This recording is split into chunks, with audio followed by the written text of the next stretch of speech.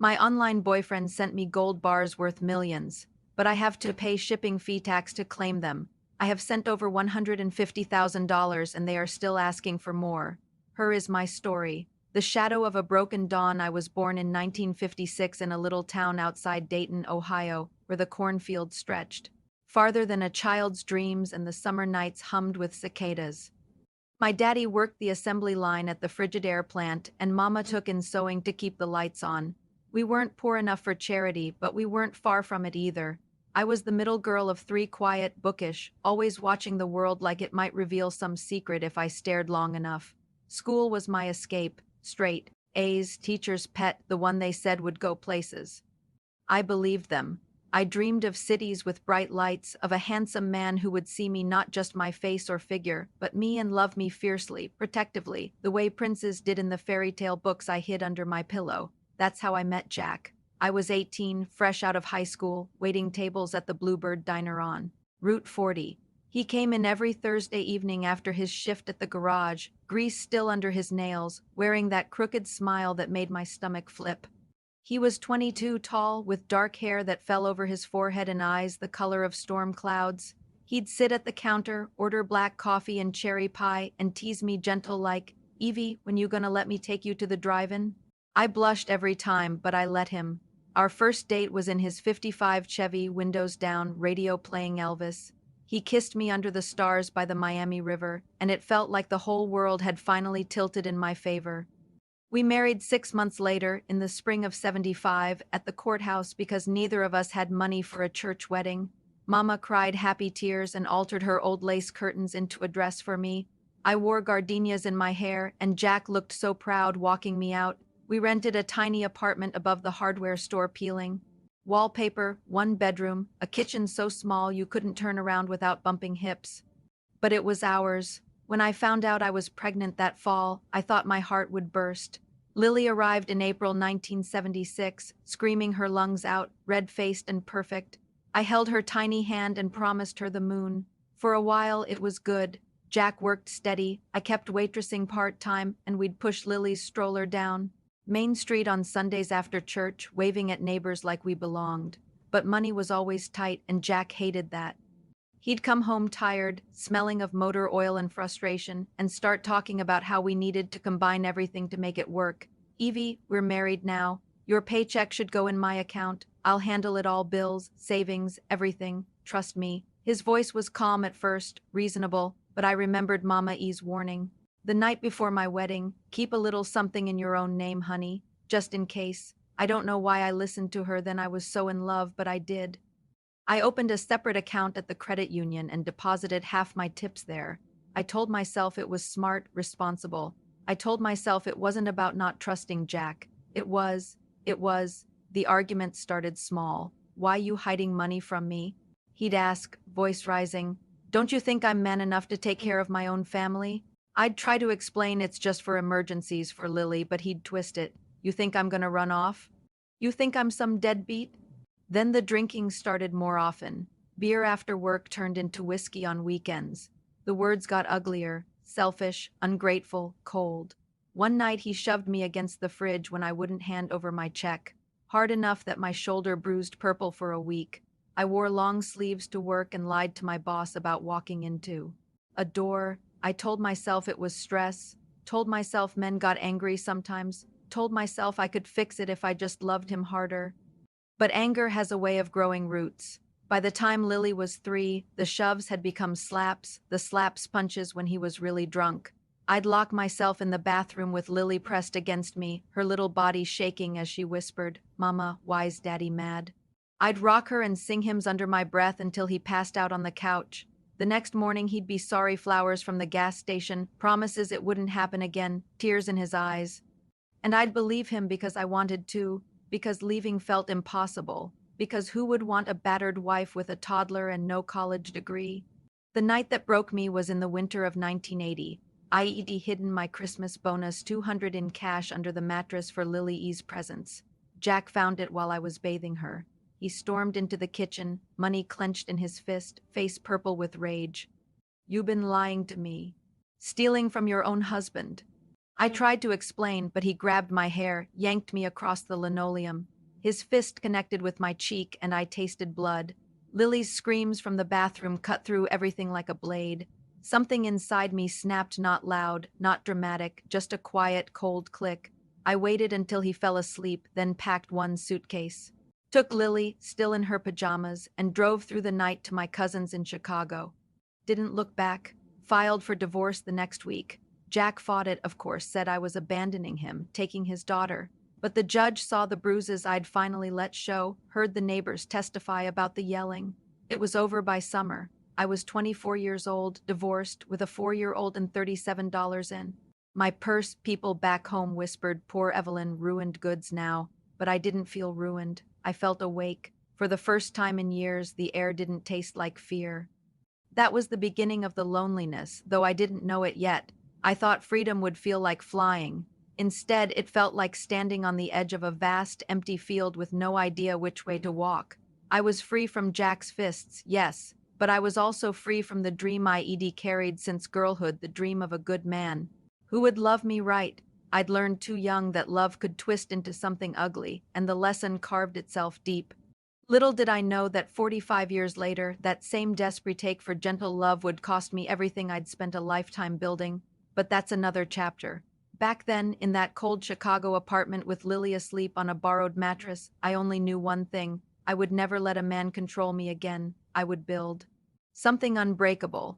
I would keep my money, my choices, my heart locked tight. Oh, how wrong I was about that last part, forged in solitude's fire. Chicago hit me like a freight train in the summer of 1980. I stepped off the Greyhound with Lily asleep on my shoulder, one battered suitcase in my hand, and $37 folded tight in my brassiere.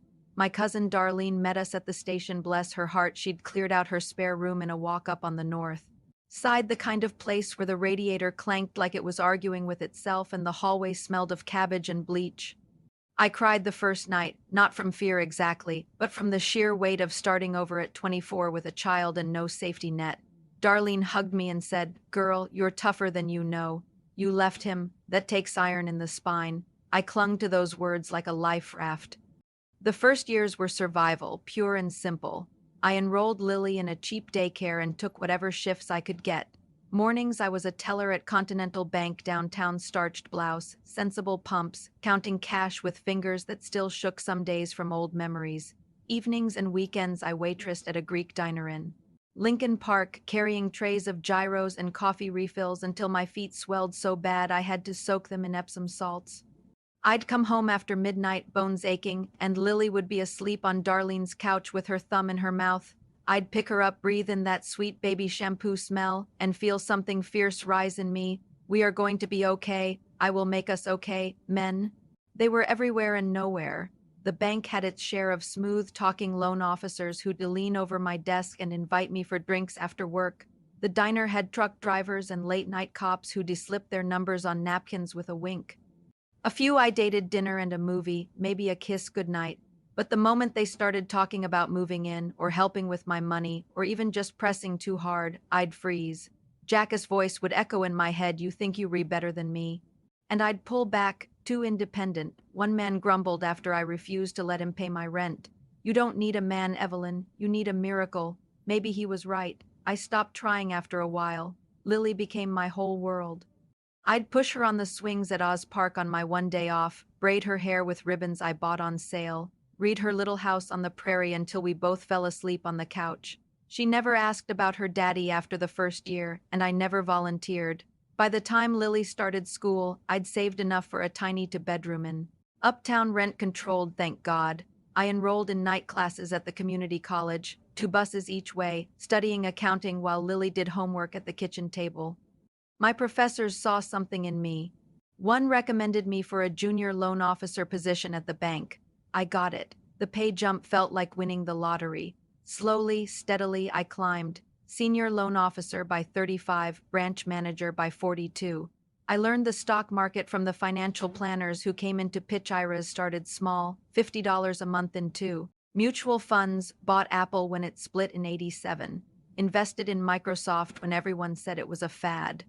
Took out a mortgage on a little brick house in Evanston when Lily was in high school, a garden in back, a porch swing in front, the kind of place I'd dreamed of as a girl in Ohio. Lily blossomed, straight A student, debate team captain, scholarship to UC Berkeley. I drove her to California myself in my paid-off Honda, crying only after she'd disappeared into her dorm. She met a nice boy there now, her husband, and gave me two beautiful grandbabies who call me Grandma Evie on facet time, their faces filling my phone screen with sticky smiles and crayon drawings. I flew out for birthdays, spoiled them rotten, flew home to my quiet house where the silence pressed in like an uninvited guest. The money grew. By 50, I was comfortable. By 60, wealthy on paper. Retirement accounts fat with compound interest. A rental property in Florida throwing off income. A portfolio balanced just right. I traveled alone, Paris in spring, Tuscany in fall, cruises to Alaska where I deesed and on deck watching whales breach and pretend the wind-dried tears that weren't there. I volunteered at the women's shelter downtown, teaching financial literacy classes to women whose eyes mirrored my own from 40 years earlier, scared, determined. Starting over, I gardened obsessively. Roses along the fence, tomatoes in raised beds, herbs on the windowsill that perfumed the whole kitchen. Friends said, "Evelyn, you've got it all." I'd smile and nod because on the outside it looked true, but inside, the loneliness was a living thing. It sat beside me at dinner for one. It rode shotgun on long drives. It curled up at the foot of my king-sized bed that had known only my body for decades. Ideal, I awake some nights listening to the house settle and wonder if this was the price of independent safety bought at the cost of touch, of partnership, of someone to share the ordinary miracles. The first snow, a perfect peach, the way the lake turned silver at dusk. Church friends tried fixing me up with widowed deacons and retired accountants. Polite coffees, stilted conversations.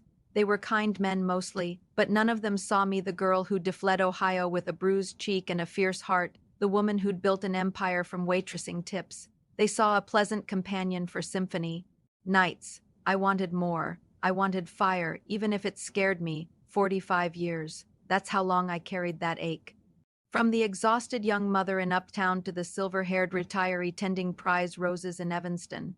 Rich in every way the world measures: money, property, respect, freedom. Poor in the only currency that ever really mattered to me.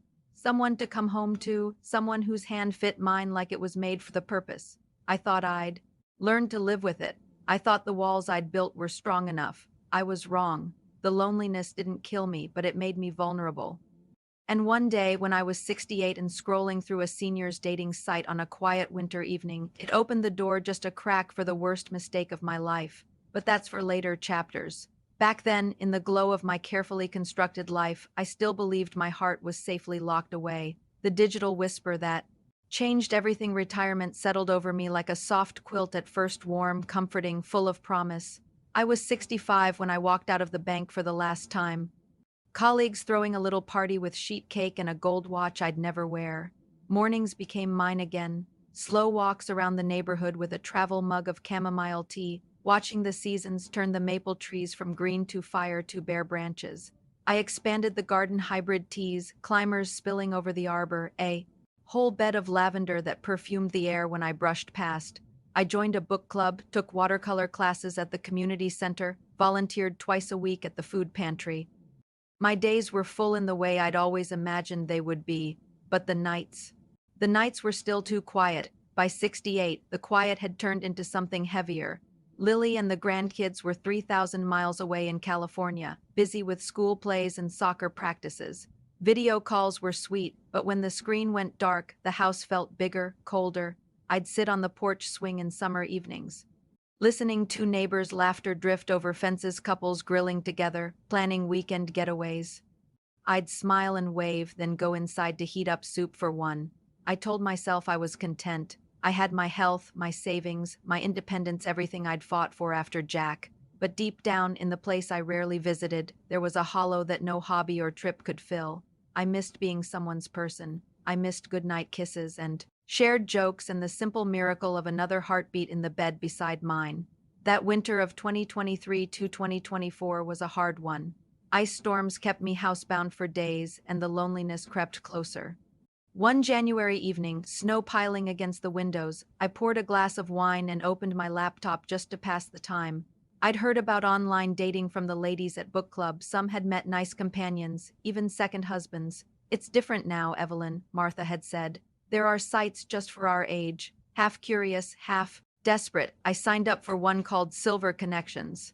I chose my best photo, a recent one from Lily's last visit. Me laughing in the garden with wind in my hair, and wrote a simple profile. Or divorced, retired banker, loves gardening, books, and long walks. Looking for friendship, maybe more. I hit submit expecting nothing. The first messages were polite but dull, men asking about my favorite sports teams or sending generic compliments. I chatted with a few, but nothing sparked.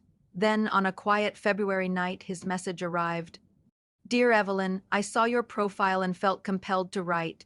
Your smile radiates a warmth that this cold world needs more of. My name is Robert Harrington. I'm 67, an engineer working on offshore oil platforms in the Middle East. I lost my wife to cancer 10 years ago and have been focused on work ever since. But lately I find myself longing for meaningful connection again. Would you do me the honor of replying? Warmly, Robert. Attached was a photo. A distinguished-looking man with silver hair, kind blue eyes, and a gentle smile, wearing a navy blazer against a sunset background. Something about the message, the careful wording, the vulnerability touched me. I wrote back. We moved to email, then to WhatsApp when he said the rig's internet was better there. From the start, Robert was different. He asked real questions. What was my favorite childhood memory? Picking blackberries with my mama. What scared me most about getting older? Being alone when I couldn't manage anymore. He listened or read with his whole attention. He remembered details, that I drank chamomile before bed, that lilies were my favorite flower because of my daughter, that I'd once dreamed of visiting Santorini. He sent photos, not just selfies, but little slices of his life, the rig at sunset. Over the Persian Gulf, a stray cat he'd befriended on shore leave, the intricate Arabic coffee pot he used each morning. His messages were long, thoughtful, sometimes poetic. Evelyn, your words are like sunlight breaking through the clouds out here. You make a lonely man feel seen. We graduated to video calls, though he warned me the connection was spotty. The first one was magic despite the freezes. There he was, live, waving from what looked like a small cabin, wearing a soft gray sweater. His voice was deep, warm, with a faint Texas drawl. You're even more beautiful than your pictures, he said, and I felt myself blush like a girl. We talked for an hour about books. He loved Hemingway. Music, we both adored Sinatra, dreams for the future. He spoke of retiring soon, of wanting a quiet life with someone special. I've made good money over the years, Evelyn, but it means nothing without someone to share it with. He was attentive in ways I'd forgotten men could be. When I mentioned a sore shoulder from gardening, he researched gentle stretches and sent links. When I had a cold, he checked in daily. On my 69th birthday in March, a huge bouquet arrived, white lilies and pink roses with a card. To my dear Evelyn, may this year bring you all the joy you deserve. Thinking of you always, Robert. No return address except a florist in Dubai. I pressed one rose between book pages and cried happy tears. He never rushed anything physical in conversation, never sent inappropriate photos or asked for mine. It was courtship the old-fashioned way, just digital. He called me my darling Evie after a while, and I started signing my messages yours, Evelyn. We talked about meeting once he finished his contract. Maybe I'd fly to London for a neutral spot, or he'd come straight to Chicago. He spoke of building a life together. Mornings on my porch swing, traveling to places we'd both dreamed of, growing old side by side. For the first time in over 45 years, the loneliness retreated. My house felt lighter. I caught myself humming while watering plants. Martha noticed at book club. Evelyn Harper, you're glowing. What's your secret? I confessed about Robert, showed her his photo. She raised an eyebrow but smiled. Just be careful, honey. But I'm happy for you. I was happy too, dangerously, blindingly happy. After decades of guarding my heart behind walls of independence, I let them down brick by brick for this man I'd never touched. His love felt like the answer to every lonely prayer I'd whispered since leaving Jack. He was the caring, respectful partner I'd longed for all my life. I trusted him completely. Looking back, I see how perfectly he played on that trust, how every word, every gesture, every delayed video call was designed to pull me deeper. But in those early months, all I felt was the rush of falling in love again at 69, like a miracle I'd stopped believing in. I had no idea that miracle was about to cost me everything. I'd spent a lifetime building, the promise of golden horizons. It was a quiet Tuesday evening in late August 2024, the kind where the cicadas were loud in the backyard and the air smelled of cut grass and impending autumn. I'd just finished watering the roses and was sitting on the porch swing with my phone, waiting for Robert's usual goodnight message. We'd been talking for 6 months by then, 6 months of daily texts, long video calls whenever his rig schedule allowed, and a slow, steady deepening that felt like the most natural thing in the world. I'd started thinking of him as mine. I'd catch myself smiling at nothing in the grocery store, imagining telling him about the ridiculous price of peaches or how the grandkids had learned a new song. He'd become the bright spot in every day. His message came a little later than usual, and when I opened it, there was a different tone, excited, almost nervous. My darling Evie, I've been carrying a secret for weeks, turning it over in my mind, wondering when the right moment would come to share it with you. Tonight feels like that moment. I'm nearing the end of my final contract here. After 35 years on these rigs, I'm ready to come home to build the life we've dreamed about together. But before I leave, I want to secure our future in a way that proves how seriously I take us. Years ago, after my wife passed, my father left me an inheritance, not money in a bank, but something far more tangible. Pure gold bars, refined and stored securely. There are 20 of them, each 1 kilo, certified 24-karat, current. Market value is well over $2 million. Ivy kept them in a bonded vault here in Dubai all this time because it was safer than moving them while I was working offshore. Now, with retirement in sight, I've made arrangements to have them shipped directly to you in Chicago. You are the only person in this world I trust completely. I want you to hold them for us until I arrive. Once I'm there with you, we can sell a few bars if we choose, pay off your house, set up trusts for Lily and the grandkids, travel. Wherever your heart desires, the rest we'll keep as our safety net, something solid and real for the years ahead. I know this sounds like a fairy tale, but I promise you it's true. Tomorrow you'll receive an email from the shipping company Global Freight Logistics with tracking details. There may be some small customs or insurance fees. Bureaucracy is the same everywhere, but I'll guide you through it all. Evie, this isn't just gold. It's my way of saying, I choose you. I want to build everything with you, please. Say you'll accept this gift and let me take care of you the way you deserve. All my love, forever, Robert.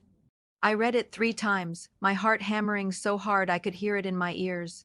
$2 million, gold bars, a future without financial worry.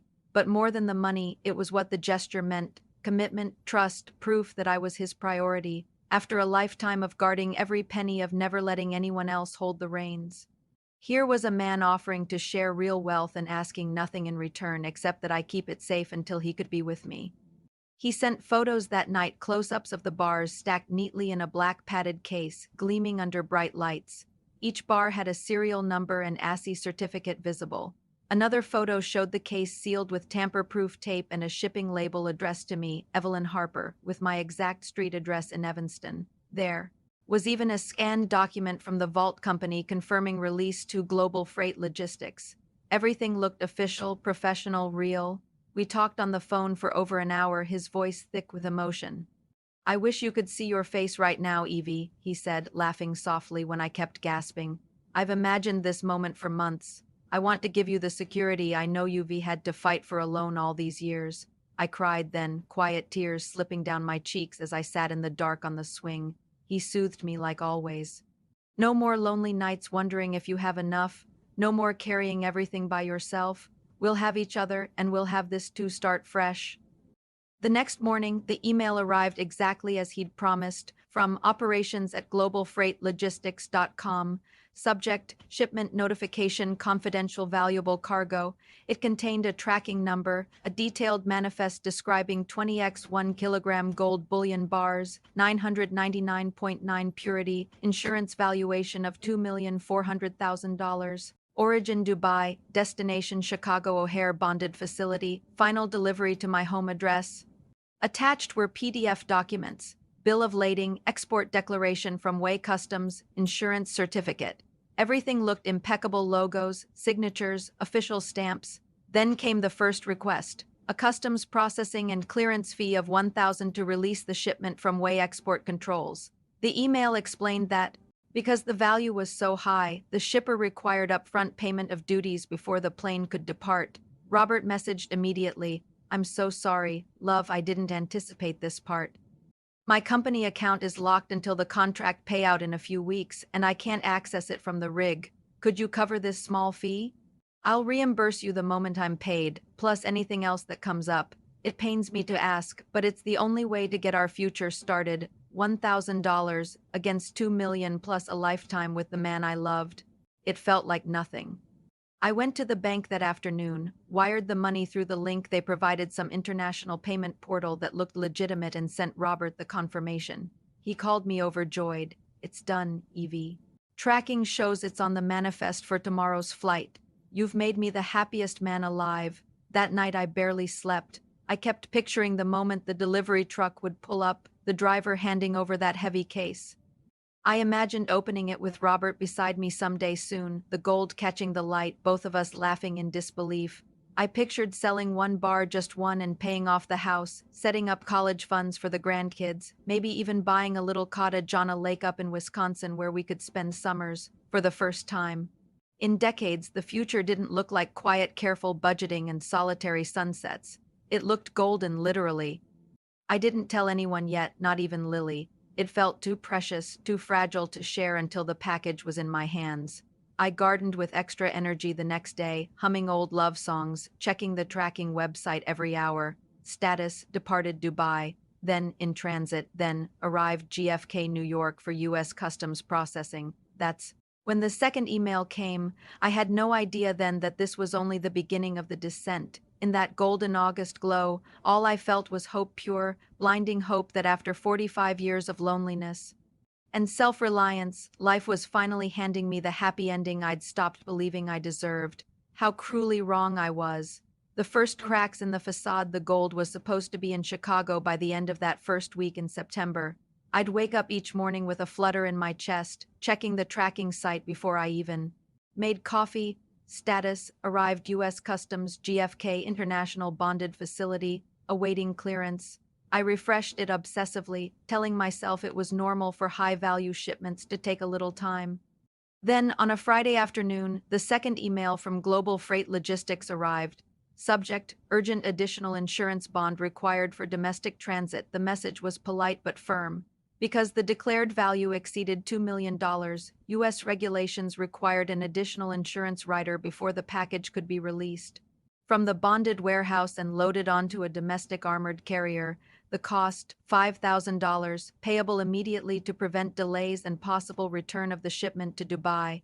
My stomach dropped. $5,000. Not a small amount, especially not on top of the 1,000 I'd already sent.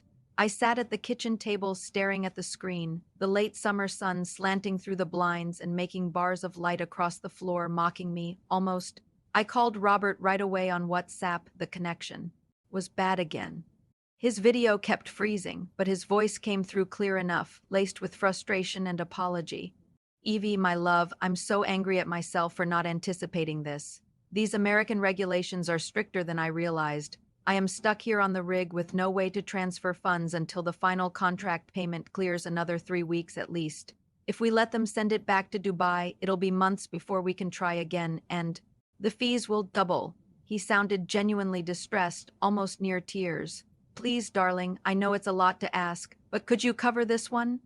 It's just insurance. Once the gold is in your hands, we can cash one bar and you'll have it all back 10 times over. I hate putting this on you, but you're the only one I trust." I hesitated longer this time. $5,000 would mean dipping into the emergency fund I'd built so carefully over decades, the one labeled "never touch unless dying." But then I thought of everything he'd shared with me, the photos of the bars, the vault documents, the shipping manifest with my name on it.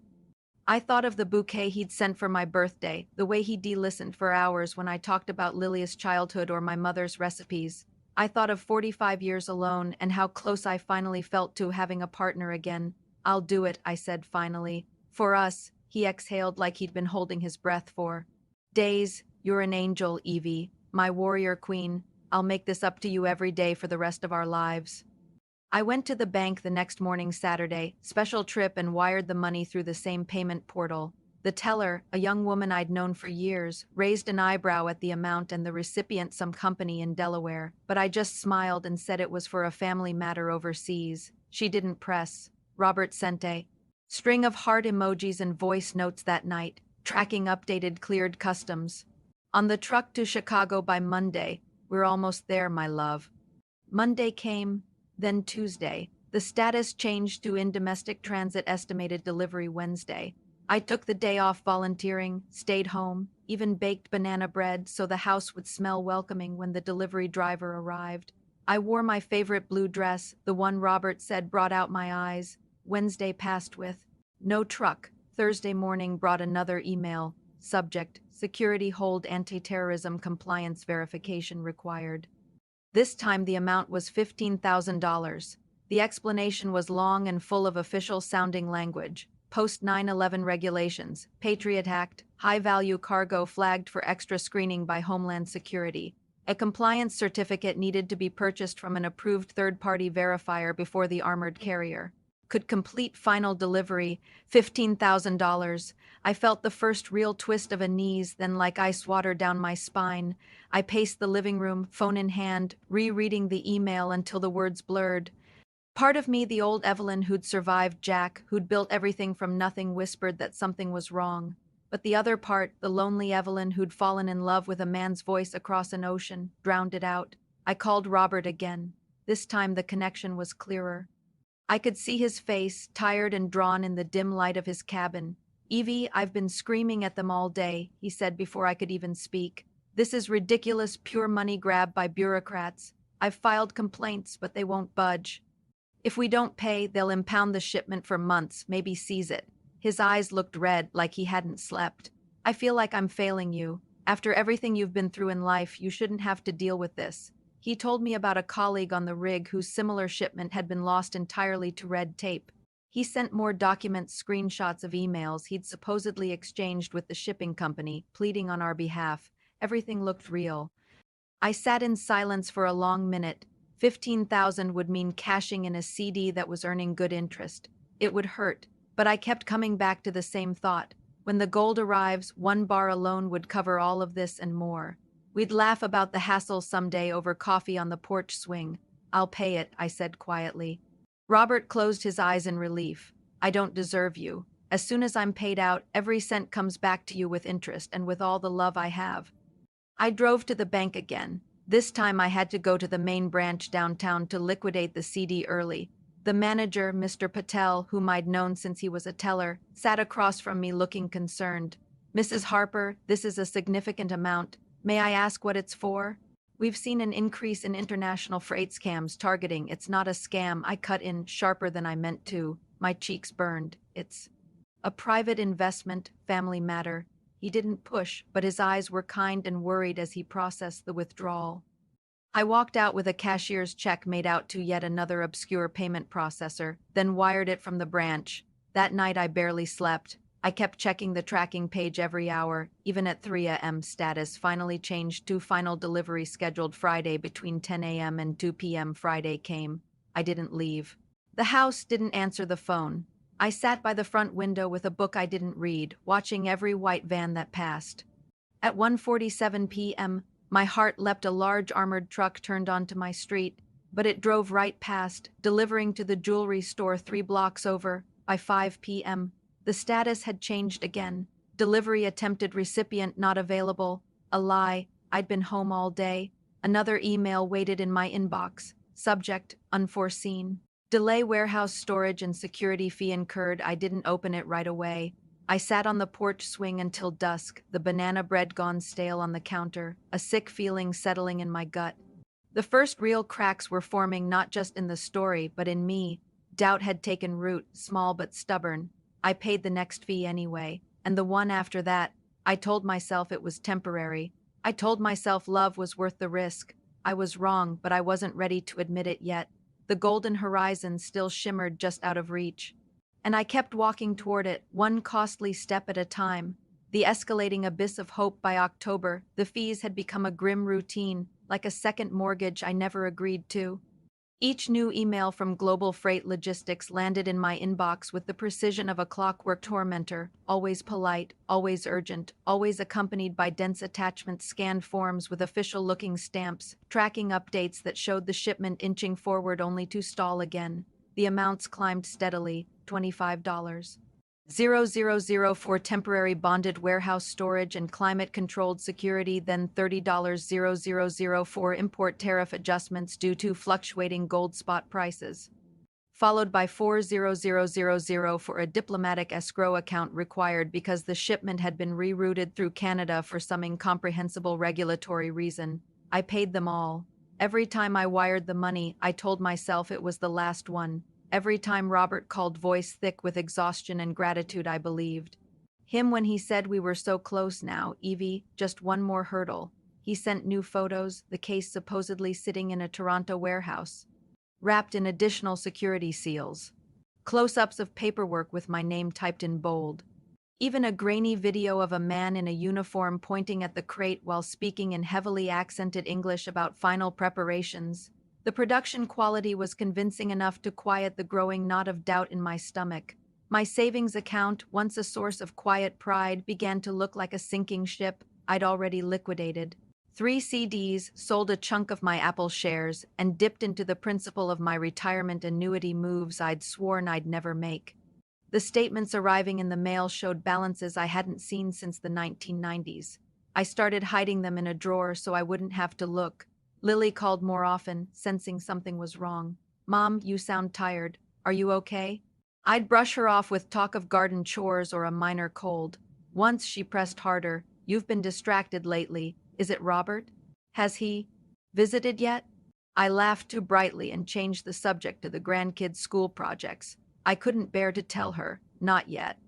Not until the gold was sitting on my dining room table and I could prove to everyone, to myself, that I hadn't lost my mind. Martha noticed too. We met for coffee one chilly afternoon at the Little French. We loved downtown. She studied me over her latte, eyes sharp behind her glasses. Evelyn, you've lost weight, and you keep checking your phone like it's a bomb about to go off. What's going on? I almost told her then. The words hovered on my tongue. IV sent over $100,000 to strangers for gold that hasn't arrived. Instead, I heard myself say, just some investments I'm managing. Nothing to worry about. She didn't look convinced, but she let it drop with a gentle squeeze of my hand. Nights were the worst. I'd lie awake in the big bed that had always been mine alone, staring at the ceiling while numbers swirled in my head. How much I'd sent, how much was left, how much one single gold bar would be worth if it ever actually arrived. ID replay Robert's voice notes. You Ray, the strongest woman I know, Evie. Most people would have given up by now, but you keep fighting for our future. That's why I love you. His praise felt like oxygen. After decades of carrying everything myself, having someone call me strong for enduring this ordeal, this trial of love, made the payments feel almost noble. I started rationalizing in ways that embarrass me now. I'd think, I've worked hard my whole life. I deserve a windfall. Or, when Jack controlled me, I had nothing. Now I'm choosing to invest in my own happiness. I even prayed about it, kneeling by the bed like I did when Lily was little. Please, God, let this be real. Let him be real. I've been alone so long. Robert fed the fantasy perfectly. Between the demands, he kept the romance alive. Long messages about the house we'd buy together near the water, how he'd cook me breakfast every morning, how we'd dance to Sinatra in the kitchen. He sent a photo of a lakeside cottage for sale in Wisconsin. This could be ours with just one bar, love. Imagine Christmases here with Lily and the kids. My heart would ache with wanting it so badly that the latest fee suddenly seemed small by comparison. By Thanksgiving, I'd sent $125,000 total. The house felt different, quieter, as if it knew its mistress was bleeding out financially. I cooked a small turkey for one, set the table with the good china anyway, and ate in silence while checking tracking for the 100th time. Status, awaiting final diplomatic clearance, estimated release December 10th. Robert promised this really was the end. After this, my darling, no more fees. I've spoken to the company director personally. The truck will be at your door before Christmas. We'll open the case together on video call, and I'll book my flight that same day. I wanted to believe him so fiercely that I ignored the warning signs staring me in the face. The shipping company. as phone numbers that never connected, the email addresses that changed subtly with each new demand, the way Robert always had an excuse for why he couldn't just pay the fees himself from his locked company account. I ignored the articles I stumbled across late one sleepless night about gold shipment scams targeting older women, closed the browser quickly, heart pounding, telling myself my situation was different because Robert loved me. In December, the final email came, $20,000 for delivery certification and armored transport. Insurance within Illinois. I sat at the kitchen table for hours, staring at the screen until the words swam. That payment would wipe out the last of my liquid savings. I'd have to take out a home equity line or max the credit card's options that terrified the old Evelyn, who vowed never to be financially trapped again. I called Robert in tears. For the first time, my voice cracked with something close to anger. "Robert, I'm scared. This is everything I have. How do I know?" He cut in gently, soothing. "Evie, listen to me. I know it's hard. I lie awake here hating myself for putting you through this, but we are days away now. Days. Think of Christmas morning, you opening that case, seeing the gold with your own eyes. Think of me walking through your door in January, holding you for the first time. All of this will feel like a bad dream we'll laugh about over champagne." He paused, and when he spoke again, his voice broke. "If you stop now, we lose everything, the gold, the future, us. Please, my love, trust me one more time. I paid it."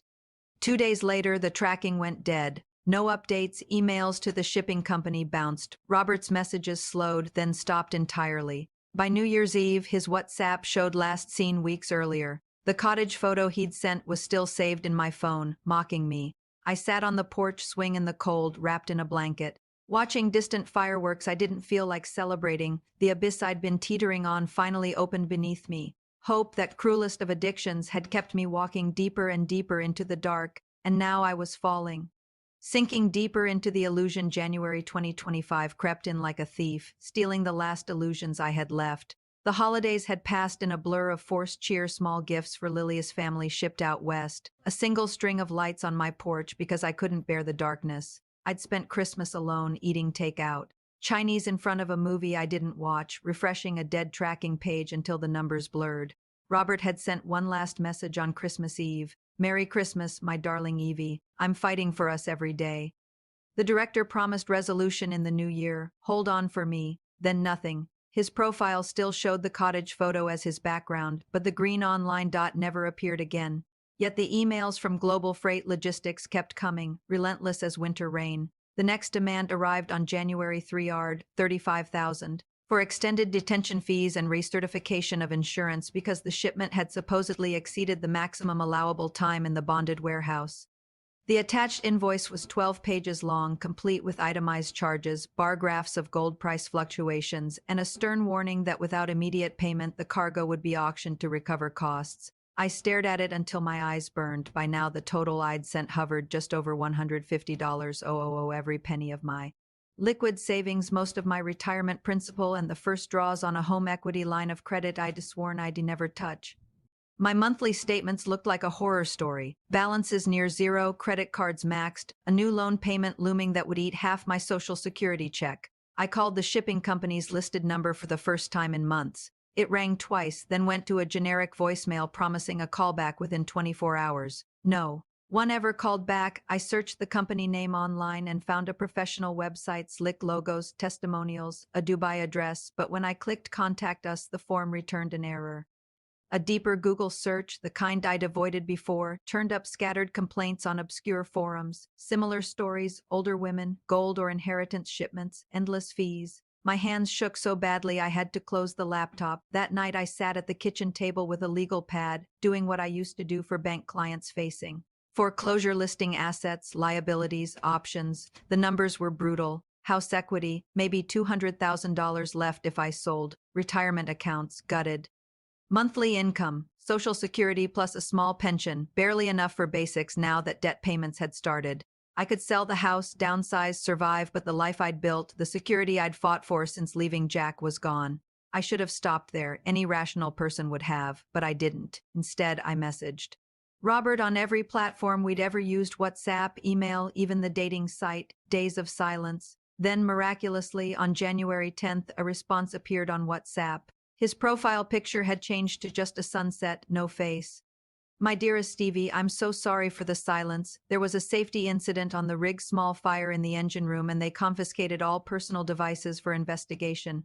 I've only just got a borrowed phone. I know you're hurting, and I hate myself for it. The company director contacted me personally yesterday. The shipment is being released this week. No more fees after this one. He swore on his children. Please, love, one final push. Once it's in your hands, I'll be on the next flight. We'll sell one bar, pay everything back, and never worry again. I need you to believe in me a little longer. Attached were new photos. The gold case on a pallet, surrounded by workers in high-vis vests, a forklift in the background, a fresh shipping label with a new tracking number, another scanned letter on company letterhead promising final delivery within 10 business days upon receipt. Of detention settlement. I cried reading it, tears of relief, exhaustion, lingering love. He was alive. He still wanted me. The story still held together, just barely. I paid the $35,000. It meant maxing the last credit card and taking a cash advance at 24% interest. The bank manager who processed it was new. She didn't know me from my branch manager days. She asked if I was sure. I lied and said it was for urgent home repairs. February brought two more demands: $18,000 for state sales tax escrow and $22,000 for final armored transport and signature verification. Each time Robert reappeared just long enough to beg, to promise, to send more doctored photos and documents. Each time I found another corner to cut, sold my grandmother's silver service on eBay, cashed in the last bond, stopped grocery shopping anywhere but the discount store. My appearance changed without me noticing at first. I lost 15 pounds stress, skipped meals, constant nausea. My hair, once carefully colored every 6 weeks, grew out silver at the roots. I stopped gardening. The roses went unpruned, victims of a late frost I didn't bother to cover them from. Friends' invitations went unanswered. Martha left voicemails I didn't return. Lily video called in late February, the kids waving in the background. She took one look at me and went quiet. Mom, what's wrong? You look ill. I forced a smile, angled the camera away from the stack of overdue notices on the table behind me. Just a rough winter, sweetie. Flu that won't quit. She didn't buy it. I'm worried. You've been distant for months. Is it money? Health? That man Robert, where is he? I deflected, promised to visit in summer, ended the call quickly. Afterward, I sat on the floor and sobbed until my ribs hurt. Sobs for the lies, for the money, for the woman I used to be who would never have fallen for this. Yet even then, I paid the next fee. By March, the total exceeded $225,000 when counting interest and penalties. The house was on the verge of foreclosure warnings. I'd started pawning jewelry, my mother's pearl earrings, the gold locket Jack had given me before everything went bad. Ironic, selling gold to pay for fake gold. One night in April, after wiring another $15,000 I'd borrowed from a payday lender, I dreamed of Jack. He stood in our old Ohio kitchen, laughing. Told you couldn't make it without a man, Evie. Look at you now, giving everything away to a ghost. I woke gasping, soaked in sweat. The illusion was cracking wide open. But I clung to the shards anyway. Hope had become a drug and withdrawal felt lethal. I told myself one more payment would bring the truck to my door. One more would bring Robert walking up the path with flowers and apologies and the rest of my life. I was sinking deeper, faster, into a sea of my own making. The independent woman who'd survived abuse, raised a daughter alone, built wealth from nothing, she was disappearing beneath the waves. In her place was someone desperate, gullible, willing to trade every hard-won lesson for the promise of not being alone anymore. The bottom was closer than I knew. The breaking point of desperation. It was early May 2025 when the final blow came, not with a dramatic crash, but with a quiet, merciless click as my last available credit line hit its limit. The email arrived on a Tuesday morning, the subject line as polished and professional as ever. Immediate action required, final certification and delivery authorization fee. I read it twice, then a third time, sitting at the kitchen table in the same robe I'd worn for 3 days. The house was unnaturally quiet. I'd turned off the radio weeks ago because every love song felt like a personal attack. Sunlight streamed through the window, catching dust motes in the air, dust I no longer had the energy to sweep away. My roses outside were blooming wildly, untrained canes sprawling over the fence in chaotic beauty. I hadn't pruned them, hadn't staked them, hadn't even watered them in a month. They thrived anyway, mocking my neglect. I knew with a clarity that terrified me that I had nothing left to give.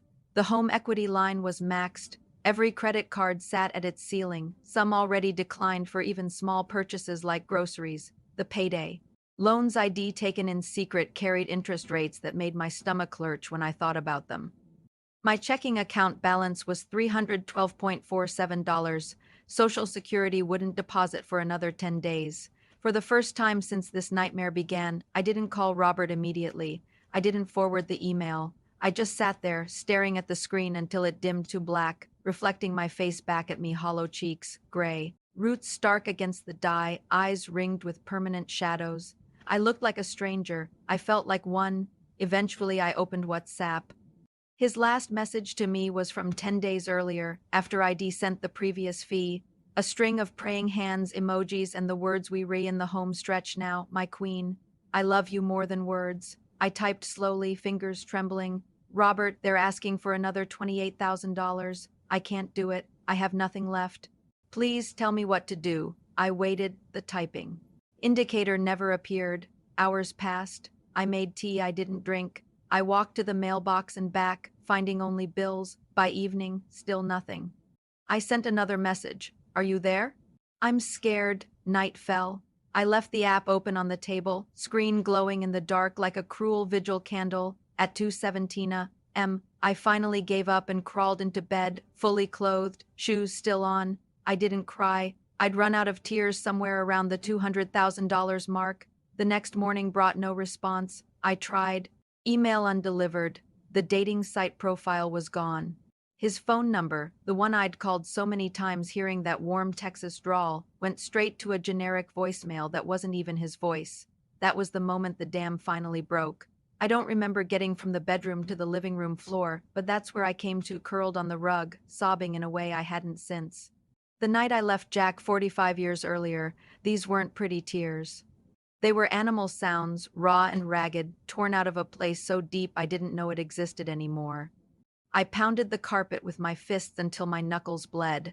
I screamed his name, Robert, you bastard, you liar, until my throat was raw and the neighbors must have heard. I screamed for the money, for my stupidity, for every lonely night that had made me vulnerable enough to believe him. I screamed for the girl in Ohio who'd thought love was worth any risk, and for the old woman I'd become who'd proven her right in the worst possible way. When the storm passed, I lay there spent, staring at the ceiling where a small water stain had spread over the winter. Everything hurt: bones, heart, pride. The silence pressed in, heavier than ever. I thought about ending it. Not dramatically, I'm not the type, but practically. A handful of sleeping pills left from an old prescription. A bottle of wine. It would be quiet. Lily would grieve, but she had her own life.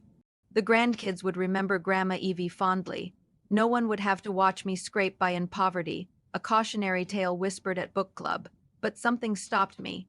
Maybe it was Lily's face in my mind, or the stubborn streak that had gotten me out of Ohio with a black eye and a toddler. Maybe it was sheer spite. I'd be damned. If I let a faceless criminal take my life along with my savings. I dragged myself up, washed my face, and made the hardest phone call of my life. Martha picked up on the second ring. Evelyn?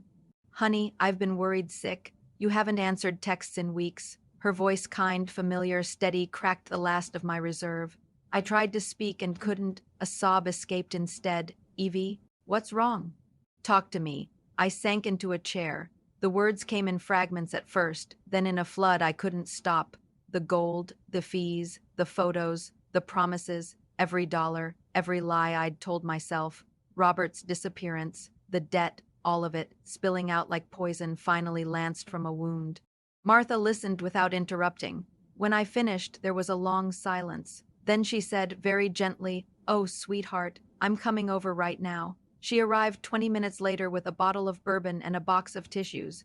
We sat on the porch, swing me wrapped in a blanket despite the mild spring air, and I told her the parts I'd left out before. She held my hand while I cried again, quieter this time. When I was done, she took a deep breath. Evelyn, I have to tell you something.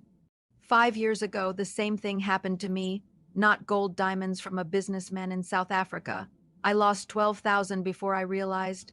I never told anyone except my sister because I was so ashamed. I stared at her. You? She nodded. It's called an advance fee scam. They prey on lonely people, mostly women our age. The FTC says billions are stolen every year. The boyfriend is usually a team of criminals overseas, using stolen photos, scripted romance. The gold never exists. None of it does. The words landed like stones in still water, rippling through every memory of the past year. Every I love you, every photo, every promise fake, all of it. I doubled over, arms wrapped around my stomach as if I'd been punched. How could I be so stupid? I whispered. I built a whole life being careful. I survived Jack. I raised Lily alone. I was a bank manager. For God's sake, I knew about scams. How did I fall for this? Martha pulled me close. Because you're human. Because you were lonely. Because they're very, very good at what they do. It's not your fault, but it felt like my fault. Every payment replayed in my mind, each one a choice I'd made while ignoring the voice that whispered stop. That night Martha stayed over, sleeping in Lily's old room. Before bed, she helped me file a report with the FTC and the FBI's Internet Crime Complaint Center. It probably won't get your money back, she warned, but it might help catch them someday. The next day I called Lily. Telling my daughter was harder than telling Martha. I waited until the kids were at school, then video called. When her face appeared worried already, I just said it straight. Sweetie, I've been scammed. I lost everything. I need help. She cried. I cried. She booked a flight for the next weekend. By the time she arrived, I'd started. The grim process of facing reality. Meetings with a bankruptcy attorney, calls 2 creditors, listing the house with a realtor. The equity would pay off most of the debt, but there'd be little left. My retirement decades of careful planning was gone. Lily hugged me at the airport until security told us to move. In the car, she said, "Mom, why didn't you tell me sooner?" Because I was ashamed, I admitted, and because part of me still hoped I was wrong until the very end. The breaking point had come, not with dignity, but with total collapse. Everything I'd built, financial security, self-respect, the belief that I was too smart to be fooled, lay in ruins. But in the wreckage, something small stirred. Survival. Again. I'd been broken before, at 24, and I'd rebuilt. Maybe, just maybe, I could do it one more time. The crushing revelation the days after I confessed everything to Martha blurred into a haze of shock and unraveling. I moved through the house like a ghost, touching things that no longer felt like mine, the porcelain teacup from my Paris trip, the framed photo of Lily's college graduation, the garden gloves hanging by the back door. Stiff with dried soil, every object reminded me of the woman I used to be, careful, proud, secure. Now I was a cautionary tale, the kind ID once spitted in bank customers who came in with stories of identity theft or bad investments. I had become one of them. Martha stayed with me for the first 3 days, sleeping in Lily's old room, making sure I ate something besides saltine crackers and black coffee. She brewed chamomile tea, the way I liked it, 2 bags, a spoonful of honey, and sat with me on the porch swing while I stared at nothing. She didn't try to fill the silence with platitudes. She just held my hand and let me cry when the waves came. On the second night, I asked her to tell me her story again, the one about the South African businessman and the diamonds. She did, quietly, without drama. He'd been a widowed mining executive, charming, attentive, sending her photos of gemstones in velvet cases. The fees had started small: shipping insurance, export taxes, until she'd sent $12,000 and he'd vanished. She'd reported it, grieved in private, and never told a soul until now. Why didn't you warn me? I asked, not accusing, just hollow. Because I was ashamed, she said. And because when you're in it, you don't want to hear warnings, you want to believe. She showed me articles on her tablet, hundreds of them. Romance scams targeting seniors had exploded since the pandemic, billions lost every year. The FBI called it the fastest growing crime in America. Photos of confiscated computers in Nigeria, Ghana, scripts the scammers used, exact phrases like "my queen," "bureaucracy holding things up," "one final fee." They even had names for the techniques: love bombing, future faking, pig butchering. I read until my eyes burned, recognizing every step in my own story. One article quoted a victim. "I wasn't stupid, I was lonely." Those words lodged in my throat like a stone. Lily arrived on a red-eye from California that Friday, looking exhausted and furious and heartbroken all at once. She dropped her suitcase in the entryway and wrapped me in a hug so tight I could feel her shaking.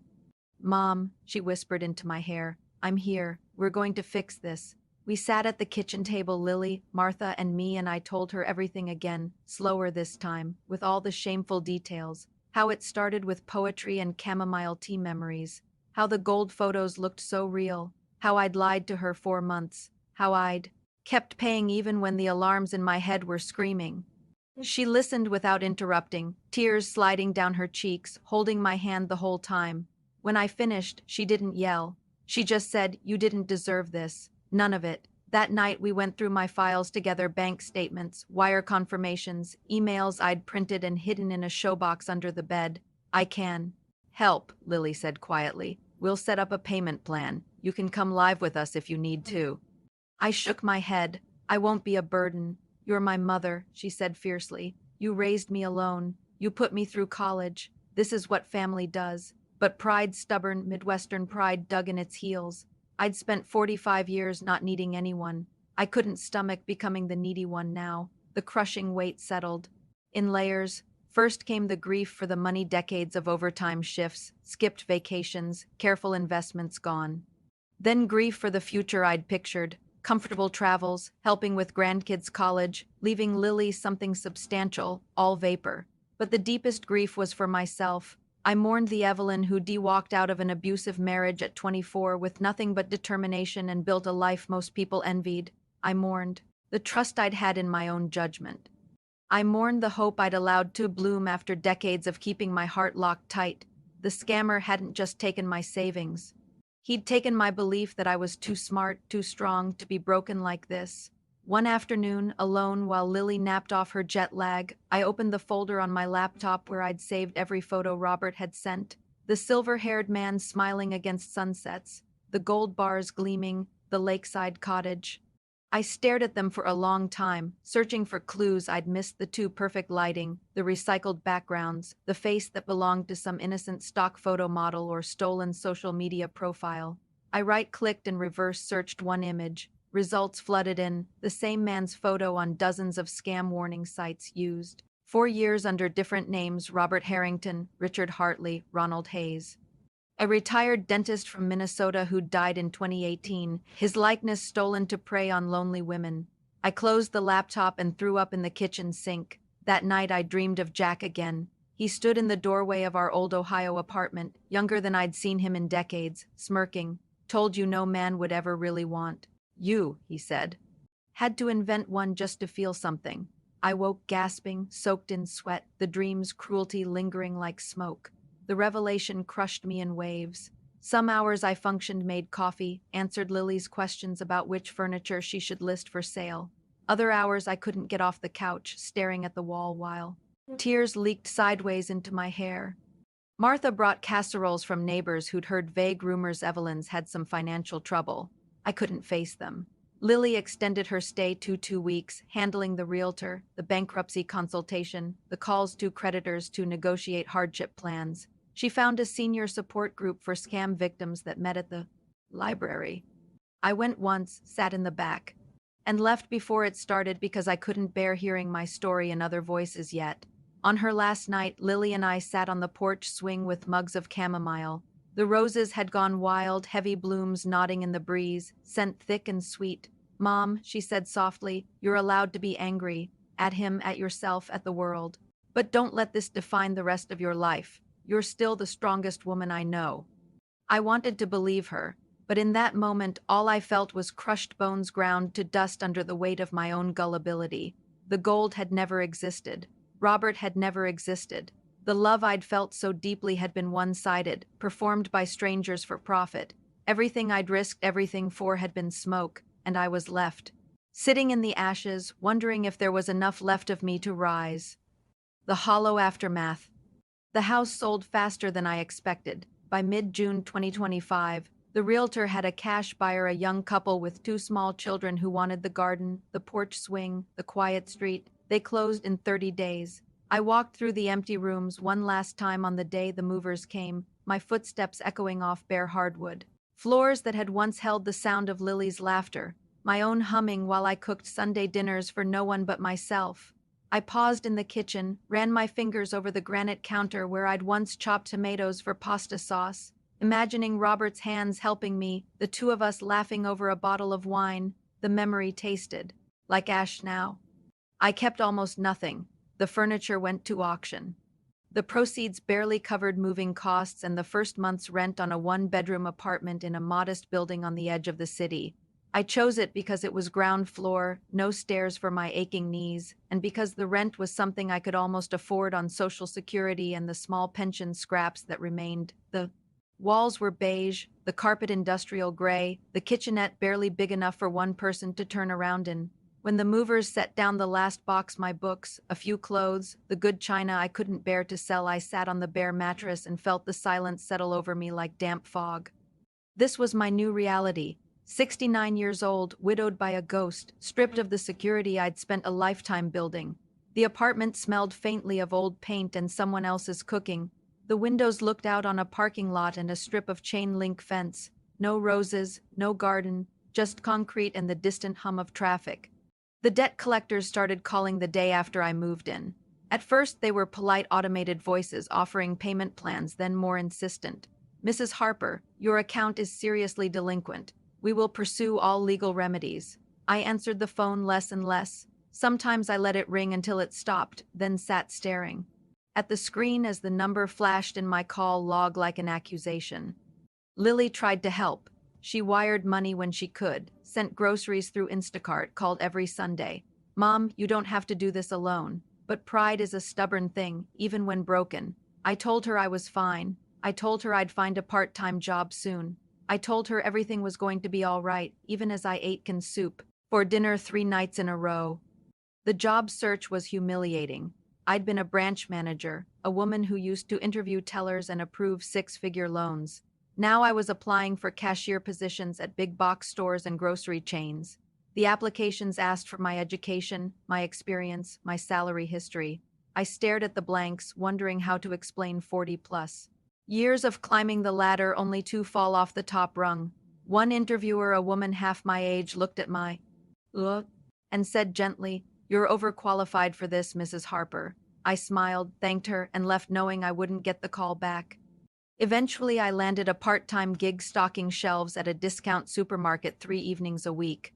The pay was minimum wage, the hours long, the work physically demanding.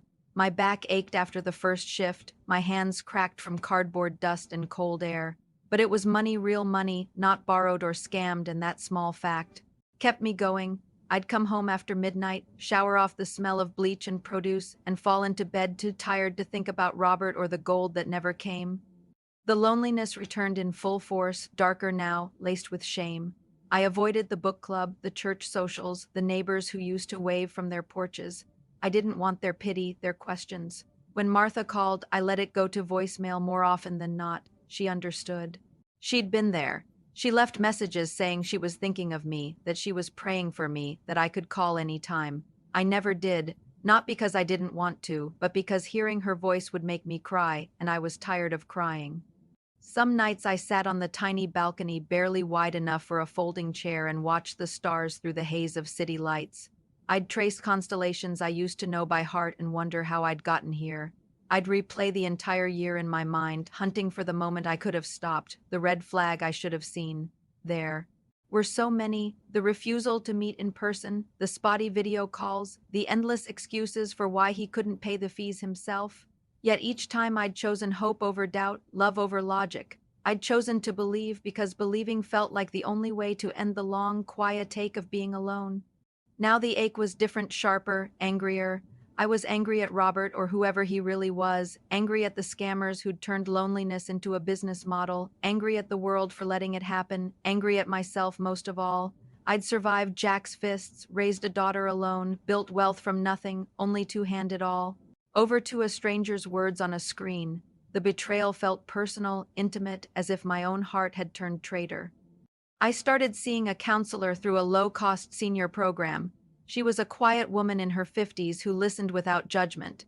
In our first session, I told her everything, expecting her to be shocked. She wasn't. "This happens more than you think," she said. "The shame is part of the weapon they use. They count on you to stay silent." She gave me homework: write letters I'd never send to Robert, to the old Evelyn, to the woman I was becoming. I wrote them in the middle of the night, ink smearing where tears fell on the paper. One letter began, "Dear Evelyn of last year, I wish I could warn you. I wish I could tell you that love doesn't ask for your life savings. But you were so tired of being alone, and he sounded like everything you'd prayed for. I forgive you. I'm trying to forgive you. The apartment slowly filled with small signs of life. A potted geranium on the windowsill, a second-hand bookshelf for my remaining books, a quilt from Lily draped over the couch. I bought a cheap radio and tuned it to the oldies station, letting Sinatra's voice fill the quiet. I started walking in the morning's slow laps around the block, breathing in the smell of cut grass and exhaust, reminding my body it was still here, still moving. But the hollow remained. It lived in the empty spaces between breaths, in the moments when I reached for my phone out of habit to text Robert good morning, only to remember he'd never been real. It lived in the mirror, where I saw a woman who looked older than her years, eyes wary now, trust scarred over. I was surviving. That was all I could claim. The woman who'd once walked confidently into boardrooms, who'd planted roses and planned for a golden retirement, was gone. In her place was someone quieter, more cautious, carrying the weight of a mistake she would never fully outrun. Yet in the quiet moments, when the radio played softly and the geranium bloomed stubborn red against the window, I began to feel the smallest flicker of something else. Not hope, not yet, but endurance. The same stubborn endurance that had carried me out of Ohio at 24, that had raised a daughter and built a life from scratch.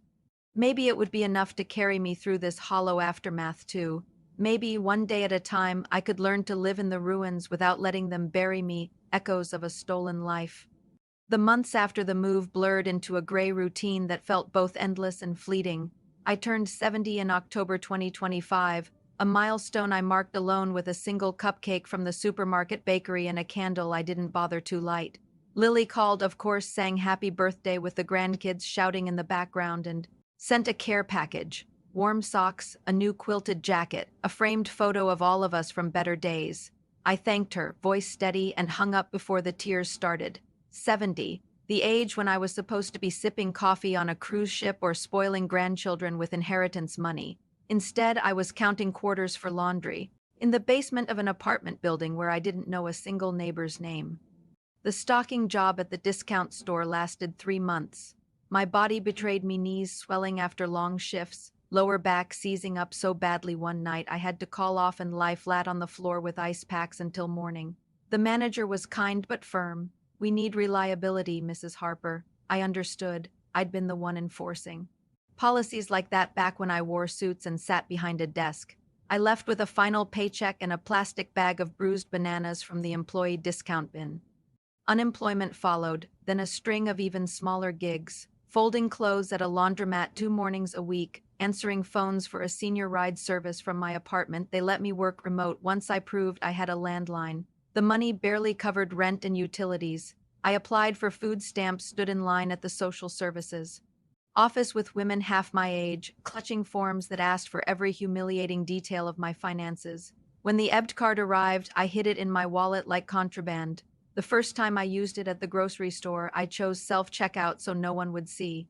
Debt haunted every day.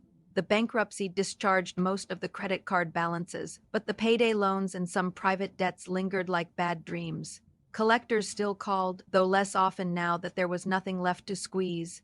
Interest accrued on the remaining balances, slow, relentless, like mold growing in dark corners. I kept a notebook by the phone, dates of calls, names of representatives, promises made. Some days the notebook was the only thing I wrote in. Sleep became a battleground. I'd lie in the narrow bed, listening to the couple next door argue through thin walls or a baby cry down the hall, and the memories would swarm: Jack's fists, Lily's tiny hand in mine as we fled Ohio, the pride of buying my first house, the glow of Robert's messages on my phone screen, the gold bars that never existed. They played on an endless loop, sometimes merging into nightmares where Jack and Robert were the same man, laughing at me while I handed over envelopes of cash. I'd wake gasping, heart racing, reaching for a phone that no longer held anyone's goodnight text. Therapy continued once a month now, because insurance only covered so much. My counselor, Mrs. Delgado, was patient.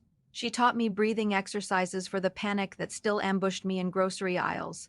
She helped me name the emotions: grief, rage, shame, fear. "You're experiencing complex trauma," she said. "Financial abuse on top of the emotional manipulation. It's real and it's deep." I nodded, but the words felt abstract. What was real was the stack of bills on the counter, the empty fridge some weeks, the way I flinched when my phone rang with an unknown number. I stopped volunteering. The women's shelter where I'd once taught budgeting classes felt impossible now. I couldn't face their hopeful eyes knowing I'd become the very story we warned them about. Church became sporadic. I'd sit in the back pew, sing the hymns by rote, slip out before coffee hour. The pastor noticed, stopped by once with a casserole and a gentle inquiry. "We've missed you, Evelyn. The Lord doesn't abandon us in our trials." I thanked him, closed the door, and cried into the casserole dish because I wasn't sure I believed that anymore. Faith had frayed at the edges, worn thin by too many unanswered prayers.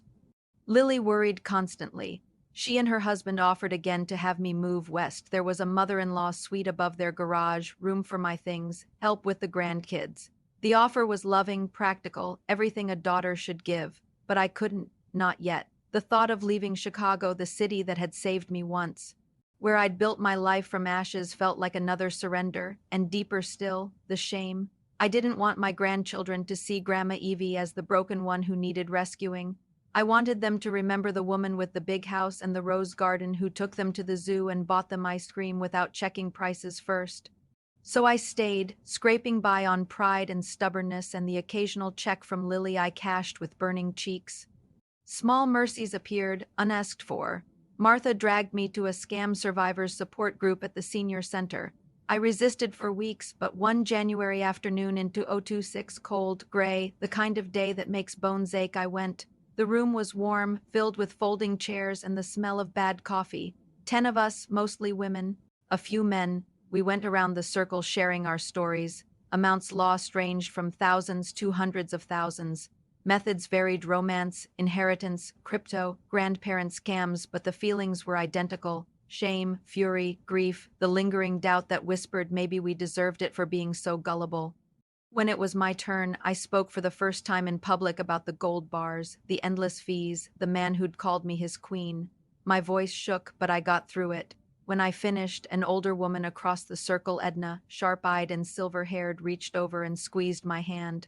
"Honey," she said, "we've all sat exactly where you're sitting, and we're still here." Something loosened in my chest, just a fraction. I started going weekly.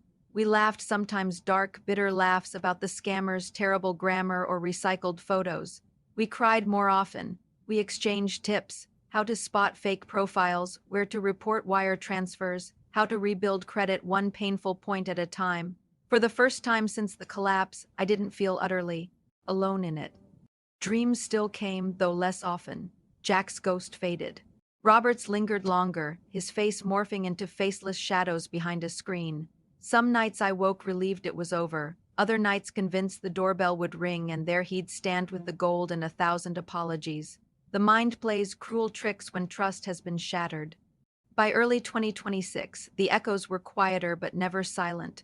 I'd lost my home, my savings, my health in some ways, my faith in others and in myself. The life I'd stolen back from Jack all those years ago had been stolen again, this time by my own desperate heart. Yet in the quiet of the apartment, with the geranium blooming on the windowsill and the radio playing low, I began to notice something else among the echoes. The faint but persistent sound of my own breathing, in and out, still here, still fighting.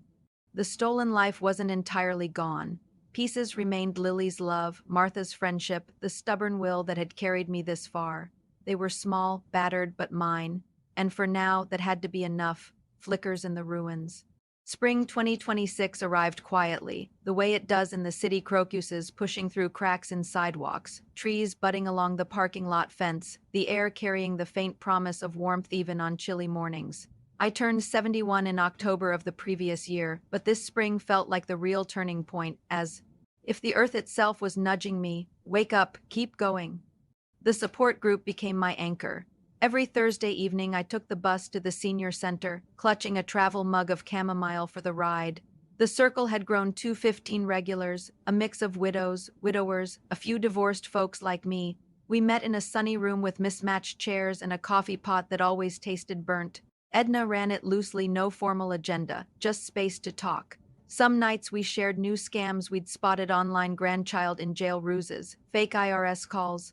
Other nights we grieved fresh losses: someone's foreclosure, Another's adult child refusing to speak because of money wasted on the scam. But increasingly, we talked about rebuilding. I started speaking more. At first, just a sentence or two. This week, the collector threatened garnishment, and I didn't panic as much. Later, longer stories, how I'd begun sorting through the last boxes from the house, finding old photos of Lily as a baby, of my parents, of the rose garden in full bloom, how throwing things away still felt like burying pieces of myself, but keeping everything felt worse. One evening, I brought in the pressed rose from Robert's birthday bouquet, the one I'd saved between book pages for over a year. It had turned brown and brittle. I held it up for the group to see, then crumbled it in my palm and let the petals fall into the trash. No one clapped or cheered. They just nodded, understanding the small act of letting go. Martha coaxed me back into small social things. Coffee on her sun porch, a matinee movie where we shared a bucket of popcorn like teenagers. She never pushed too hard, just showed up consistently, the way real friends do. One Saturday, she arrived with 2 flats of annuals, pansies, and impatiens, and a bag of potting soil. Your balcony gets morning sun, she declared.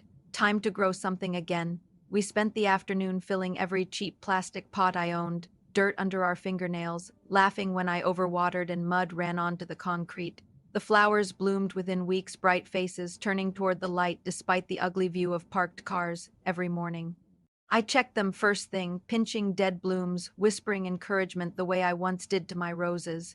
They weren't a garden, but they were mine, and they were alive. Work stabilized slowly. The remote phone job for the senior ride service turned into more hours when another operator retired. It wasn't glamorous coordinating vans, calming anxious callers, entering data, but it was steady, and I could do it in slippers with my tea beside me. On good days, I helped someone get to a doctor's appointment or a grandchild's graduation.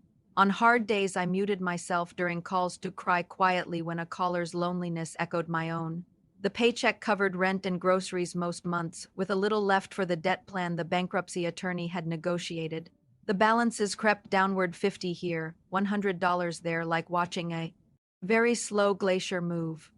Lily visited in April, bringing the grandkids for spring break. They were bigger every time, 10 and 12 now, all long legs and endless questions. I'd saved 4 months to take them to the zoo and the planetarium, small outings that felt enormous in my budget. We rode the bus downtown, ate hot dogs from a cart, let the kids press their faces to aquarium glass while sharks glided past. At night, they slept on air mattresses in my tiny living room, whispering after lights out until I pretended to scold them. Lily watched me with them and said, eyes soft, "You're still you, Mom, still the best grandma." I cried in the bathroom so they wouldn't see. The dreams changed too. Jack stopped appearing entirely. Robert's face showed up less often, and when it did, I felt more anger than longing, sharp, clean anger that fueled me rather than drained me. Mrs. Delgado called it progress. "You're moving from victim to survivor," she said. "It doesn't happen overnight, but it's happening." I began volunteering again cautiously, not at the shelter to raw still, but at the library's adult literacy program. Once a week, I tutored a woman named Rosa, a grandmother from Mexico learning English to help her grandchildren with homework. She struggled with verb tenses the way I struggled with trust, but she never gave up. We celebrated when she read an entire children's book aloud without stumbling. "For my babies," she said, eyes shining. I thought of Lily at that age, of my own mother teaching me to read with library books we couldn't afford to buy. Helping Rosa felt like paying forward something I'd once received. Finances remained tight, always tight, but I learned new kinds of abundance. The senior center's food pantry when the month ran long, free concerts in the park on summer evenings, borrowing books instead of buying them. The way Martha's leftover casserole stretched into 3 meals. I kept a gratitude journal on Mrs. Delgado's advice. 3 things each night, no matter how small. Some entries were pathetic: hot water for shower, bus wasn't late, pansies still blooming. Others surprised me: laughed today with Rosa, kids called me Grandma Awesome, slept without nightmares. I forgave myself in pieces. Not all at once. Forgiveness isn't a single moment but 1,000 tiny choices. I forgave the Evelyn who'd been lonely enough to believe poetry from a stranger. I forgave the woman who'd ignored red flags because hope felt like oxygen after decades without it. I even began to forgive the part of me that still missed the feeling of being cherished, even if it had been fake. Missing it didn't mean I was weak. It meant I was human. One warm evening in June, I sat on the balcony with my tea, watching the sun set behind the buildings. The pansies had spread, spilling over their pots in riotous color. A neighbor I'd never spoken to waved from her balcony across the way. I waved back. The radio inside played Sinatra, The Way You Look Tonight, and for the first time in years, I didn't change the station. The ruins were still there. The debt wasn't gone. The house and garden were memories now. Trust remained a bruised thing, slow to heal. Some mornings I still woke with the old panic fluttering in my chest, but among the rubble, flickers appeared, small, stubborn lights refusing to go out. A flower blooming in cracked concrete, a child's laugh over the phone, a Thursday evening circle of survivors who understood without needing explanations. A quiet balcony where an old woman drank tea and felt, for just a moment, something close to peace. The flickers weren't ablaze yet, but they were enough to see by, and for now that was everything. Whispers of dawn's redemption. January 2027 crept in on a blanket of fresh snow, the kind that muffles the city and makes even the ugliest parking lot look clean for a day or two. I was 71 now, and the number no longer startled me the way 70 had. Time had softened its edges, the way it does everything if you let it. I woke early that New Year's morning before the plows had scraped the streets and made my ritual pot of chamomile. The apartment was quiet, no neighbors arguing, no babies crying, just the soft hum of the refrigerator and the distant rumble of a snowplow far off. I carried my mug to the balcony door and stood watching the snow fall. In thick, lazy flakes, the pansies and impatiens had long since died back, but in their place I'd planted hardy violas last fall, small purple and yellow faces that laughed at winter. They were dusted white now, bowed but unbroken. Something shifted in me as I watched them. Not dramatic, no sudden epiphany or burst of light, just a quiet settling, like sediment finally reaching the bottom of a shaken jar. I realized I hadn't checked my phone for messages from a ghost in months. I hadn't replayed the old conversations in my head before sleep. I hadn't woken from nightmares of empty promises in longer than I could remember. Redemption doesn't arrive with trumpets, it whispers. The year 2026 had been one of slow stitching. The support group continued every Thursday. I'd become one of the regulars who helped set up chairs and brew the terrible coffee. Edna retired from leading it, and to everyone's surprise, including my own, they asked me to step in. I hesitated for weeks, terrified I wasn't ready, but finally said yes. Leading meant speaking first, sharing what I'd learned, holding space for others. Pain without letting it drown me. The first night my voice shook, but the circle held me the way it had held them. By fall I could guide a newcomer through her tears without dissolving into my own. I started bringing clippings from my balcony plants, little pots of violas or herbs to give away, proof that things can grow again, I'd say. They took them home like talismans. Work grew too. The ride service promoted me to coordinator, still remote, but with better hours and a small raise. I trained new operators, created schedules, handled the trickier calls. It wasn't banking, but it mattered.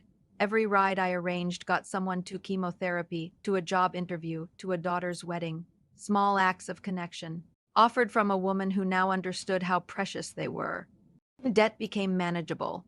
The last predatory loan was paid off in November 2026, a day I marked with a grocery store cupcake and a single candle. The remaining balances were on a court-ordered plan, $150 a month, steady as a heartbeat. My credit score crept upward like a cautious vine. I opened a new savings account, one with a $5 minimum, and deposited $20 from every paycheck. The balance was laughable compared to what I'd once had, but it was mine, earned honestly, untouchable by ghosts. Lily and the family visited for Christmas. We decorated a tiny tabletop tree with ornament sides saved from the old house. The kids strung popcorn garlands while Lily cooked a turkey in my miniature oven. We played board games until midnight, laughing over their dramatic groans when I won at Scrabble. Old habits die hard on Christmas morning. The grandkids presented me with a handmade gift, a photo album filled with pictures from their visits over the years, me pushing them on swings, reading stories, planting flowers on the balcony. On the last page, they'd written in careful block letters, "To the best grandma ever, you make everything better." I cried then, but they were good tears, the kind that wash things clean. I started speaking outside the group too. The local library asked me to give a talk on scam awareness for Seniors Month. I was terrified, but Martha sat in the front row nodding encouragement. 30 people showed up, mostly women my age, eyes wary, stories held close to their chests. I told them mine, every ugly detail, when I finished. An older woman in the back raised her hand, voice trembling. I think it's happening to me right now. We talked afterward, and I walked her through reporting it. She called me a month later to say she'd stopped the payments in time, that one call felt like interest turned on all the pain. I gardened fiercely on my little balcony. In spring, I added tomatoes in buckets, basil in window boxes, a trellis for morning glories that climbed toward the sky like they were racing the sun. Neighbors started stopping by, Mrs. Alvarez from across the way with cuttings from her orchids, Mr. Patel downstairs with questions about fertilizer. We traded tips, shared harvests. The balcony became a tiny oasis, proof that beauty can root in unlikely places. Romance? No, I'd tried a senior coffee meetup once, polite conversation, no sparks, and realized I was content without it. The ache for partnership had quieted, replaced by a fuller kind of love. Lily's fierce devotion, the grandkids' unfiltered adoration, Martha's steady presence, the circle of survivors who understood my scars because they wore their own. I dated myself instead, long walks by the lake, museum afternoons, concerts in the park with a picnic supper. I learned I was pretty good company. Some days were still hard. A collector's call could spike my heart rate. A lonely evening could bring old shadows creeping in. But I had tools now, breathing exercises from therapy, the group's phone tree, a journal where I wrote the hard truths until they lost their sting. I'd learned to sit with discomfort instead of running from it or paying someone to make it go away. On that snowy New Year's morning in 2027, I dressed warmly and walked to the corner store for milk.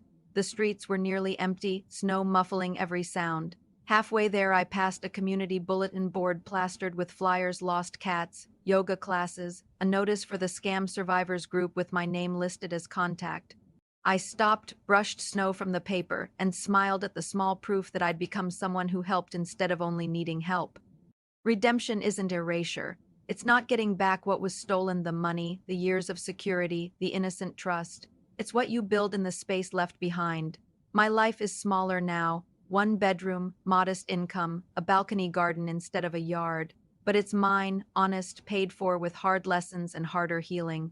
I speak at more events now, libraries, senior centers, even a police training on financial crimes. I tell my story without shame, because shame is what kept me silent and paying for so long.